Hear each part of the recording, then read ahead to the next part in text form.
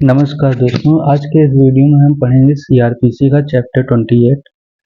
CrPC के chapter 28 के object के बारे में बात करेंगे और क्लासिफिकेशन की बात करेंगे कि इस चैप्टर के जो सेक्शन हैं उनको किस तरीके से क्लासीफाई किया जा सकता है।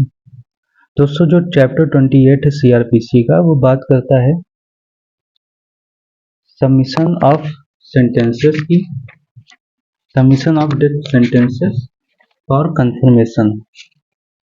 तो अगर कोर्ट ऑफ सेशन द्वारा, सेशन कोर्ट द्वारा किसी कन्विक्टेड पर्सन को डेथ पेनाल्टी दी जा रही है, तो उस डेथ पेनाल्टी को एग्जीक्यूट तब तक नहीं कराया जाएगा जब तक कि हाई कोर्ट उसको कंफर्म न करे। तो इसी पर ये चैप्टर आधारित है। अगर हम बात करें दोस्तों भारतीय नागरिक सुरक्षा संहिता की 2023 में, तो 2023 की भारतीय नागरिक सुरक्षा संहिता के चैप्टर 30 में ये प्रोविजन मिलते हैं हमको, जो कि सेक्शन 407 से 412 तक दिए गए हैं।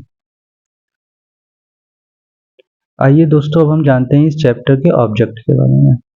इस चैप्टर के बेसिकली 3 ऑब्जेक्ट हैं। पहला कि जो कन्विक्टेड पर्सन है उनके फंडामेंटल राइट को प्रोटेक्ट करना, जो कि right to life and personal liberty article 21 में प्रोवाइड किया गया है।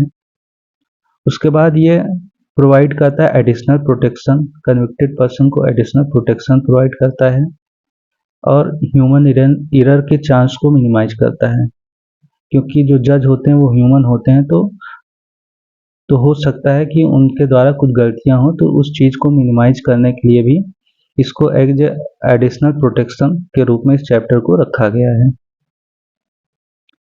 उसके बाद जो हम पढ़ते हैं क्लासिफिकेशन के बारे में। चैप्टर 28 को 3 तरीके से क्लासीफाई किया जा सकता है, एक जनरल प्रोविजन के आधार पर, पावर के आधार पर, प्रोसीजर के आधार पर। तो जो सेक्शन है 366 से लेकर 371, इनको इन 3 कैटेगरी में क्लासीफाई किया जा सकता है।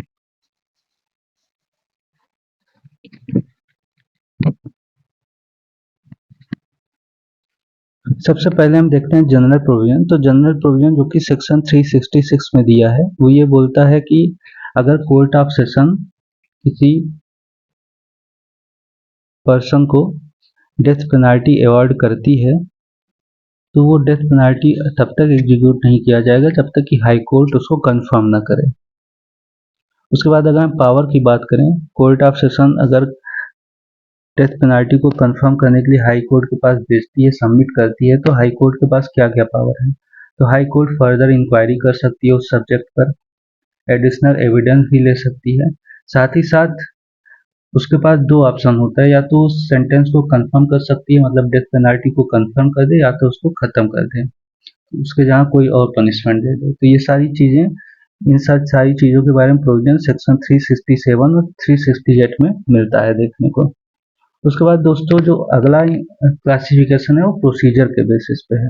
तो प्रोसीजर के बेसिस पे हम 3 सेक्शन को देखते हैं, सेक्शन 369, 370 और 371, जो कि बात करते हैं कि अगर कोर्ट ऑफ सेशन सबमिट कर रही हो डेथ पेनाल्टी को हाई कोर्ट के पास, तो कंफर्मेशन के दौरान क्या प्रोसीजर होगा।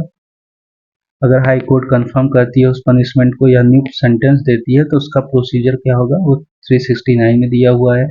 अगर हाई कोर्ट के जो जज हैं उनके ओपिनियन में डिफरेंस है, तो उस टाइम प्रोसीजर क्या अपनाया जाएगा, वो सेक्शन 370 में दिया गया है।